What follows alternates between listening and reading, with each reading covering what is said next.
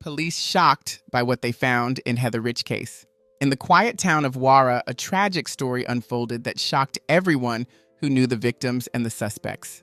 This is the story of a young girl whose life was taken far too soon, and the three teenagers whose actions would change the course of their lives forever. The details of that fateful night, the investigation that followed, and the trial that exposed a disturbing truth are ones that no one in this small community would ever forget. As we dive into this unsettling case, be sure to hit the like button and subscribe for more stories from the darker corners of reality. Stay with us as we uncover the twists and turns of this heartbreaking tale and the truth behind a night that would haunt a town forever. Rivers often hide secrets beneath their calm waters, keeping evidence of tragic events and crimes concealed from the world. In one such quiet corner of nature, a horrifying discovery came to light when the body of a young girl was found washed ashore.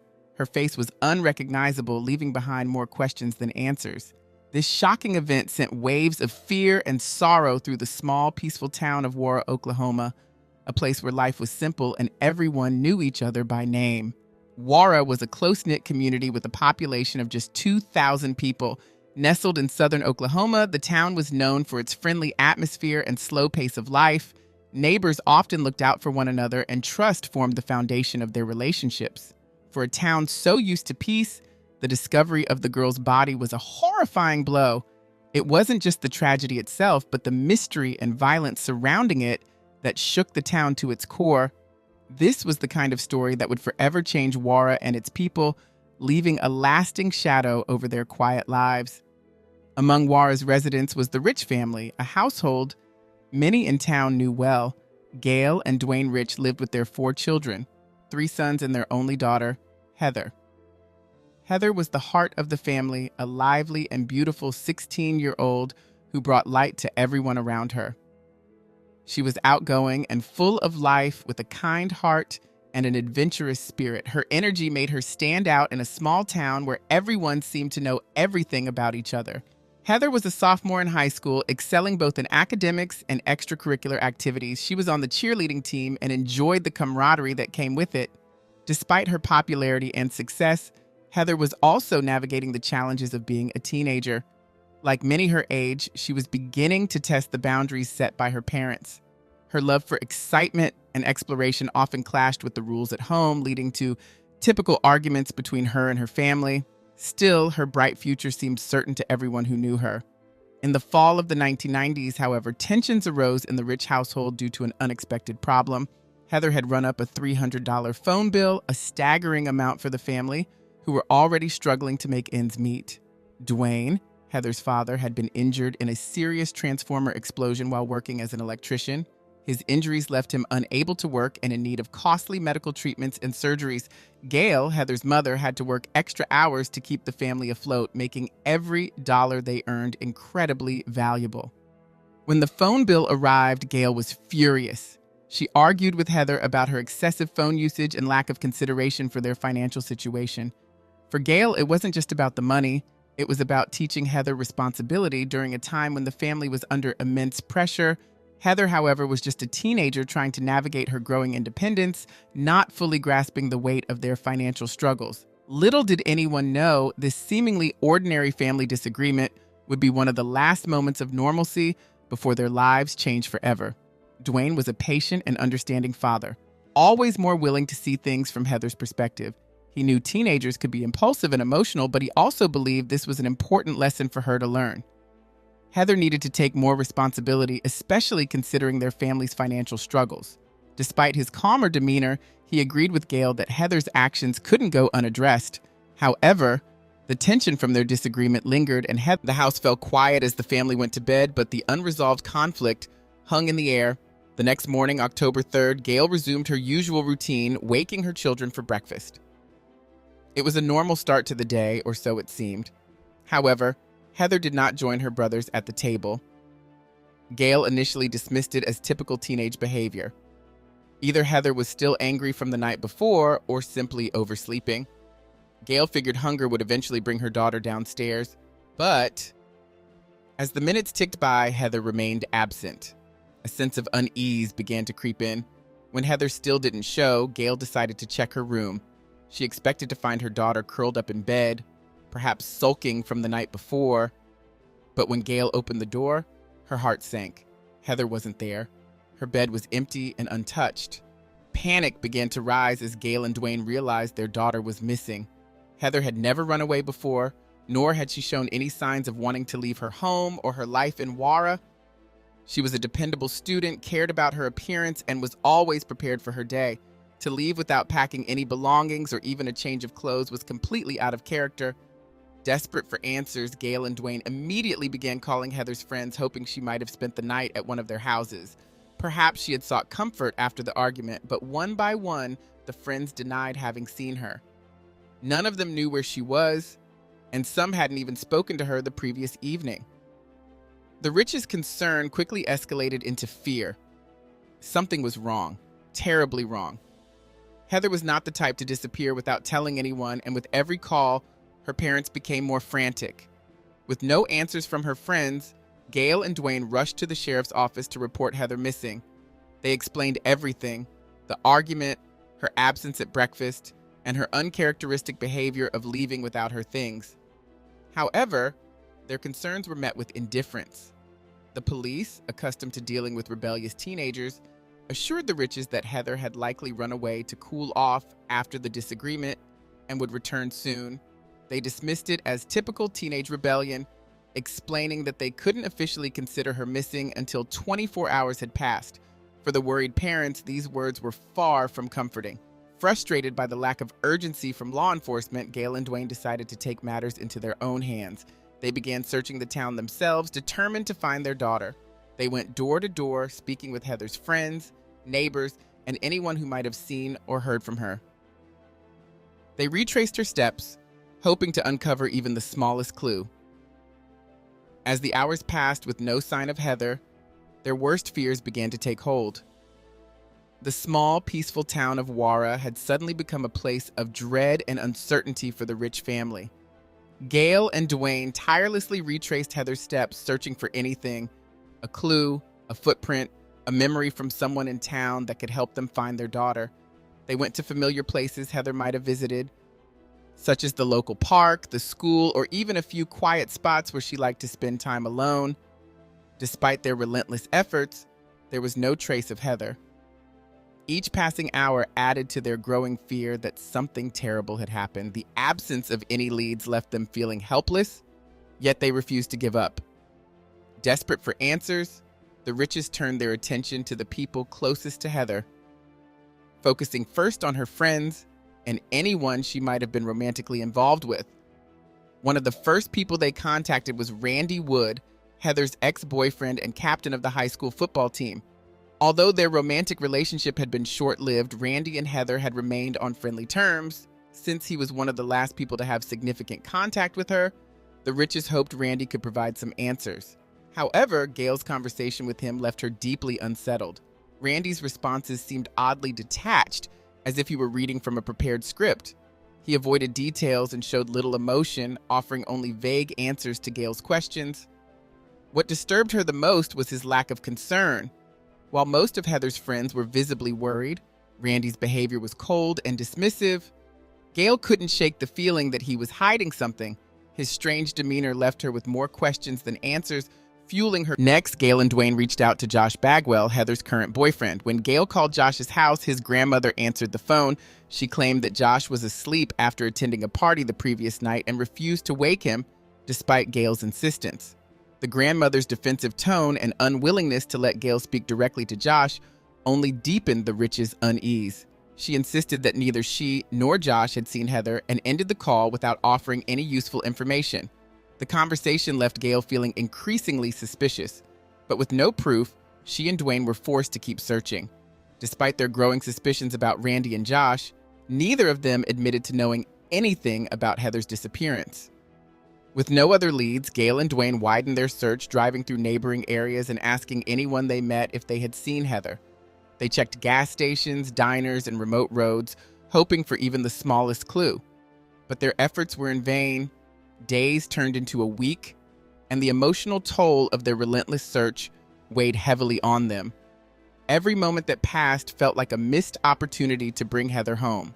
After a week of mounting pressure from Heather's parents and the local community, law enforcement finally began taking the case seriously. Patrols were expanded, and officers actively searched for signs of Heather. Unfortunately, their hopes for a happy reunion were shattered.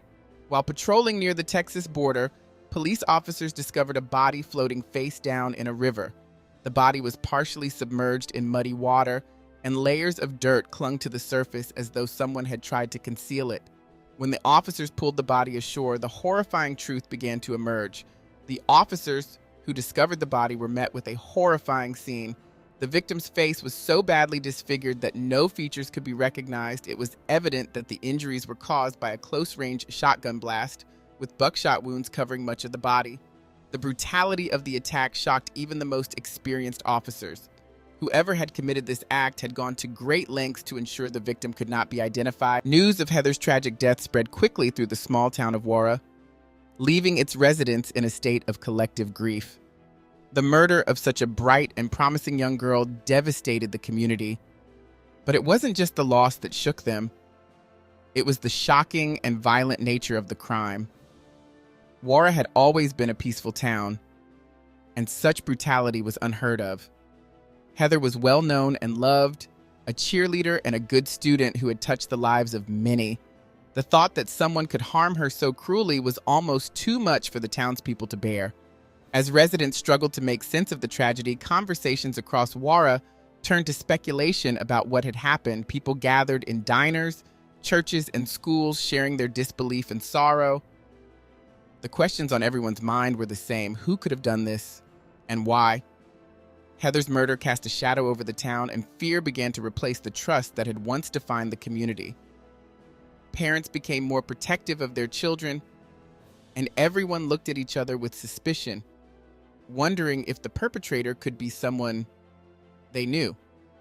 Meanwhile, the police intensified their investigation.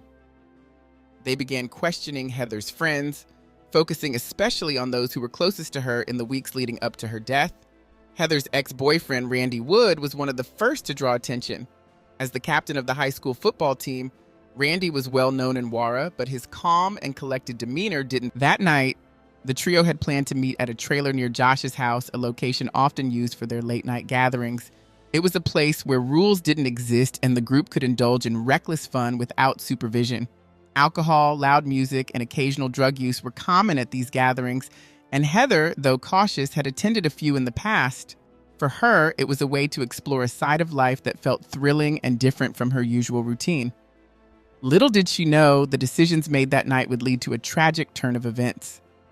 As the hours passed, the carefree gathering at the trailer started to take a darker tone. The exact details of what transpired remain unclear, but investigators would later piece together a timeline that suggested tensions rose among the group. Whether it was a personal conflict, a moment of jealousy, or an accident spiraling out of control, something happened that night that turned a typical teenage rebellion into an unimaginable tragedy. The truth, buried beneath layers of secrecy and denial, would take time to uncover. But Gail's instincts told her that Josh and Randy held the answers to her daughter's fate. The night began like so many others for Heather in recent weeks. A gathering with Josh, Randy, and a few other friends at a secluded trailer where they could let loose without any supervision. Drinks were poured, music blared, and the group laughed as they embraced the carefree fun that had become part of Heather's life since she started spending more time with Josh. But as the night wore on, the mood shifted. What started as harmless fun soon took a darker turn, with the atmosphere becoming tense and unpredictable. No one could have anticipated how devastatingly wrong things would go.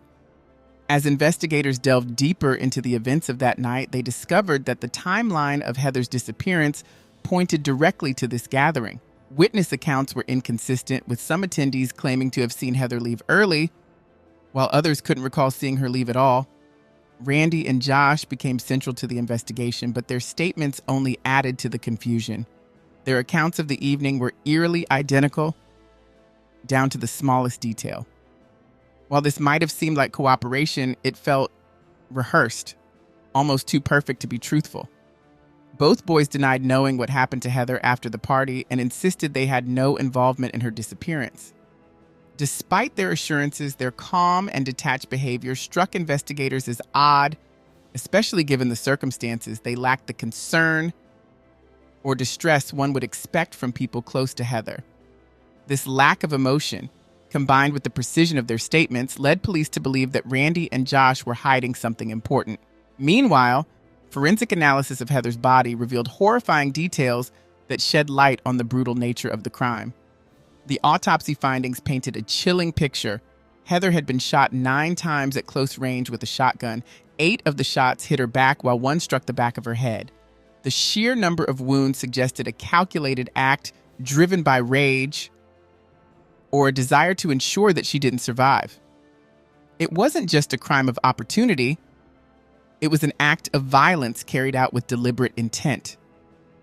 The extensive injuries also made identification difficult, which seemed to be part of the plan. It was clear the discovery of the firearm and ammunition details led investigators to a disturbing theory that Heather's death may have involved more than one person. This possibility complicated the case, forcing detectives to re-examine the timeline and relationships among those close to Heather. As they expanded their inquiry, another name came into focus: Curtis Gamble. A 19-year-old with a troubled history, Curtis stood in stark contrast to Randy and Josh. While the latter two were well-liked students with bright public images, Curtis was widely regarded as a troublemaker with a long list of minor offenses. Curtis was no stranger to law enforcement. His past included several arrests and time spent in juvenile detention, painting him as a figure familiar with the darker side of Warra's quiet streets. Though not a star athlete or a popular student, Curtis had ties to Randy and Josh, often running in the same social circles. Police began to suspect that his connection to the two boys wasn't just casual, and that his involvement in Heather's disappearance might be far more sinister than they initially thought. One detail that placed Curtis squarely under scrutiny was his familiarity with the remote area where Heather's body was found. The bridge near the Texas border, where her lifeless body had been discovered submerged in the river, wasn't a location many people frequented. However, Curtis knew the area well. His grandmother later told investigators that Curtis often visited the site to fish, and his home was located just a short drive from the bridge. This raised the chilling possibility that Curtis had used his local knowledge to select the secluded spot as a dumping ground, assuming it would delay discovery. But it wasn't just Curtis's familiarity with the location that drew attention, it was the weapon he owned. Detectives uncovered that Curtis possessed a Mossberg shotgun, a weapon capable of firing the buckshot that killed Heather. Forensic tests confirmed the worst. The shotgun Curtis owned was indeed the murder weapon. Ballistics analysis matched the ammunition found in Heather's body to the Mossberg, providing irrefutable evidence that tied Curtis to the crime. This discovery marked a turning point in the investigation and turned the spotlight on him as a key suspect in Heather's brutal murder. Armed with this critical evidence, the police were ready to confront Curtis, Randy, and Josh. Each of the boys had something to hide, but as pressure mounted, their carefully rehearsed stories began to unravel. Detectives pushed harder, piecing together a clearer picture of the night Heather was killed. Curtis's connection to the weapon was undeniable, but Randy and Josh's involvement remained murky. What had started as a simple search for answers now became a tangled web of deceit, rage, and betrayal, with all 3 suspects playing critical roles in Heather's tragic end. Faced with mounting evidence, Randy Wood was the first to crack under police questioning. He confessed, but instead of providing clarity, his account only deepened the mystery. According to Randy, the night Heather died wasn't a planned event, but a series of actions that spiraled out of control. His confession, however, raised more questions than answers. Was Curtis solely responsible for the murder, or had Randy and Josh played a more active role than they admitted? As investigators dug deeper, it became clear that untangling the truth would be as harrowing as the crime itself. Randy's confession brought a new perspective to the case, but also raised significant doubts. According to his account, Curtis Gamble was the one who initiated the violence, describing him as unpredictable and dangerous. Randy claimed that Curtis forced Heather to the bridge, where he mercilessly shot her 9 times with the Mossberg shotgun. He insisted that both he and Josh were powerless to intervene, standing by in fear of their own lives. Randy portrayed Curtis as the ringleader of the horrific crime, coercing the others into compliance under threat. Yet, despite the details in Randy's story, investigators couldn't shake the feeling that he was trying to deflect responsibility. Randy maintained that his involvement in the crime was minimal, insisting that his participation was forced under duress. He emphasized his fear of Curtis, describing him as someone capable of extreme violence. But the investigators struggled to accept this version of events. Randy's clean-cut image as a star football player and respected member of the community seemed to contradict his alleged helplessness. Could someone with such a bright future really have been dragged unwillingly into such a heinous act? Or was he simply trying to protect himself by blaming Curtis entirely? These questions lingered as detectives analyzed his testimony. As the investigation continued, the police began to suspect that Randy was attempting to minimize his own role in the crime. By shifting all the blame onto Curtis, Randy seemed to be distancing himself from the horrific act. His calm demeanor during questioning and his insistence that he was a victim of Curtis's intimidation didn't fully convince investigators. To them, it seemed more likely that Randy had been more involved than he was willing to admit. His confession, while providing some insight, ultimately raised as many questions as it answered. Meanwhile, Josh Bagwell's behavior only added to the growing tension in the case. Unlike Randy, who eventually provided a limited confession, Josh chose to remain silent. He refused to cooperate with investigators, offering no statement about what had happened the night Heather was killed. His reluctance to speak made him a significant focus of suspicion. Why was he so determined to avoid talking? Was it because he was hiding something far worse than Randy had confessed? His silence left investigators without critical information and made the search for the truth even more challenging. Despite each of the boys seemed desperate to protect themselves while pointing fingers at one another, creating a cloud of confusion for investigators, it was difficult to piece together who played what role in Heather's tragic death. The contradictory stories, combined with the layers of lies and fear, made the truth elusive. However, through careful examination of evidence, police determined that all three boys, Curtis, Randy, and Josh, were present during Heather's final moments. Yet, the exact sequence of events, the motivations behind their actions, and the identity of the person who pulled the trigger remained shrouded in silence and deceit. What investigators uncovered pointed to a disturbing reality. Heather's death was not a random accident, but a calculated act involving the people she had trusted the most. The events of that night in early October read like a nightmare. In the small, quiet town, this gruesome crime shocked everyone. As detectives unraveled the details, it became evident that Curtis Gamble, the oldest of the group, was at the center of the violence that claimed Heather's life. What began as an evening of partying and reckless teenage behavior spiraled into a night of terror and betrayal. On the night of October 2nd, Heather joined Randy and Josh for what seemed like another typical night of teenage rebellion. They drank heavily, laughed, and let loose, as they often did when they hung out together. But the atmosphere shifted dramatically when Curtis arrived. Unlike the others, Curtis carried a menacing presence that made everyone uneasy. As the night wore on, Heather became intoxicated and vulnerable.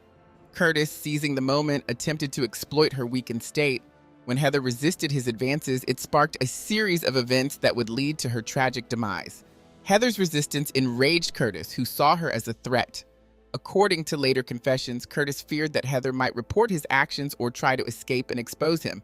In a chilling display of ruthlessness, Curtis decided that Heather had to be silenced permanently. His demand left Randy and Josh in a state of shock. Both boys, intimidated by Curtis's violent reputation, felt powerless to intervene. Curtis's unpredictable nature and willingness to harm anyone who defied him made it clear that disobedience could be deadly. What followed was a series of actions that demonstrated how fear and manipulation turned a night of mischief into a nightmare. Under Curtis's orders, Randy reluctantly helped him move Heather, who was now unconscious, into the trunk of Josh's car. Josh, though silent and unwilling to object, became complicit in the unfolding crime. Together, the three boys drove away from the party, their vehicle carrying an unspoken burden of guilt. Their destination was initially Curtis's house, but as they traveled down the dark, empty roads, Curtis made another horrifying decision. He decided the situation had to be resolved immediately, leaving no chance for Heather to wake up or for their crime to be uncovered. What had started as a night of carefree partying ended in tragedy. Curtis's dominant presence and violent tendencies had turned fear into obedience, forcing the others to comply with his deadly plan. As the investigation progressed, it became clear that this wasn't just a spontaneous act, but a deliberate and harrowing series of events driven by Curtis's ruthless. As Heather's lifeless body collapsed, torn apart by the gunfire, Curtis and Josh carried out the next part of their plan. They dragged her body to the edge of the bridge and threw it into the river below, hoping to hide any evidence of what they had done. Once the horrific act was complete, the boys quickly fled the scene. Fearful of Curtis and the part they played in Heather's death, Randy and Josh kept quiet. They helped cover up the crime, sticking to the rehearsed stories they had made up to avoid suspicion. The chilling actions of Curtis and the other boys stunned the community, leaving them in disbelief as the truth about Heather's tragic death slowly began to surface. The shock of what happened spread quickly through the town of Wara. The details of Heather's murder were too horrific for many to comprehend. As the investigation unraveled, it became clear that Heather's death wasn't a random act of violence. It was the result of a deliberate plan carried out by those closest to her. The case was filled with shocking twists, with confessions, conflicting stories, and forensic evidence pointing to the three boys. As a result, law enforcement formally charged Curtis Gamble, Randy Wood, and Josh Bagwell with the abduction and brutal murder of Heather. In addition to the murder charges, the boys were also accused of various crimes related to the disposal of Heather's body and their attempts to cover up what had happened. Curtis, as the main instigator, faced the most severe charges.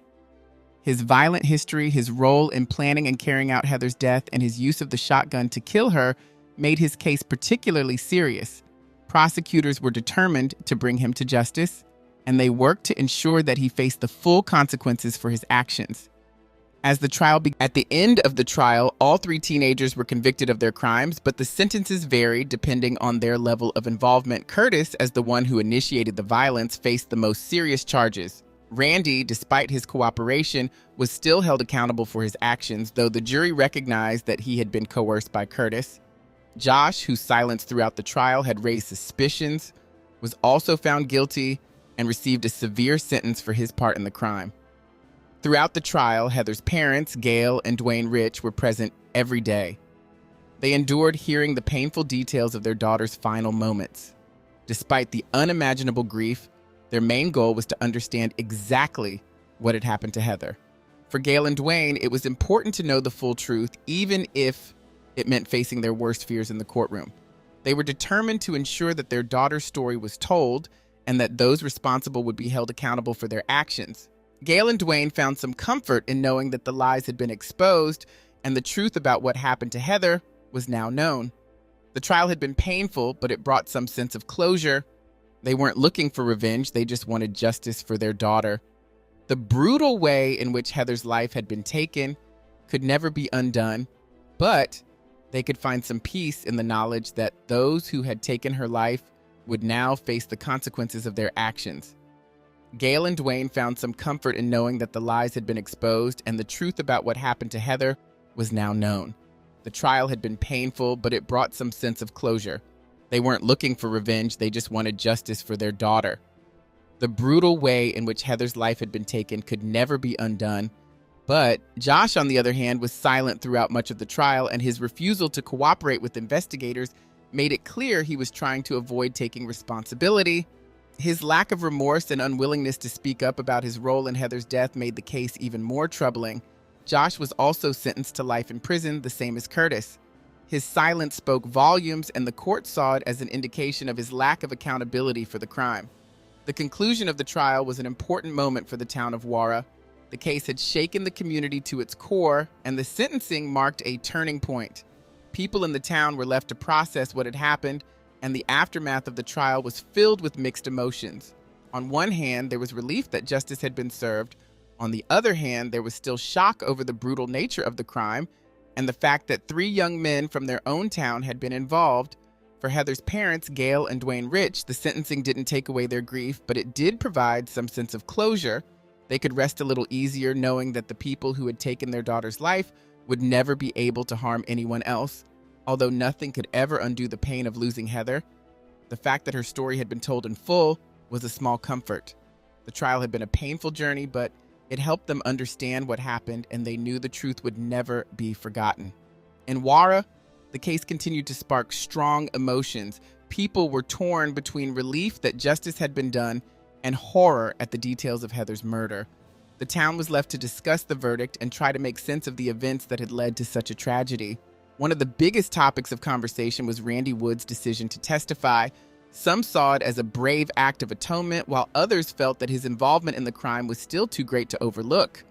The community remained divided, unsure of how to reconcile Randy's actions with the horrific crime he had been a part of. While some people saw Randy's decision to testify as an attempt to atone for his involvement, others felt his actions were still unforgivable. They believed that by participating in the cover-up and failing to stop the murder, Randy was just as guilty as the others. His story was complicated, full of regret, fear, and ultimately a desire to make things right. But no matter how much he wanted to fix things, it didn't change the fact that he played a role in Heather's tragic death. In the eyes of many, he was still responsible for what happened, even if he had tried to tell the truth in the end. Josh, on the other hand, remained largely silent throughout the entire trial. He never spoke about the events that led to Heather's death, which left many people with little sympathy for him. His refusal to cooperate with the police only made his guilt seem more certain. Like Curtis, Josh was sentenced to life in prison without the possibility of parole. His silence and lack of remorse were seen as a sign that he was just as much of a willing participant in the crime, and many felt that he deserved his harsh sentence. The public seemed to view Josh's fate as just. There was little doubt in the minds of many that he had played a significant role in the crime, even if he hadn't pulled the trigger.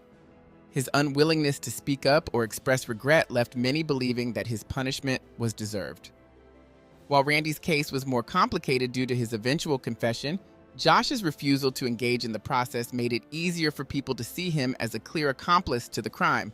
Even after the trial, the case continued to make headlines. In January 2002, both Curtis and Josh made an attempt to escape from prison.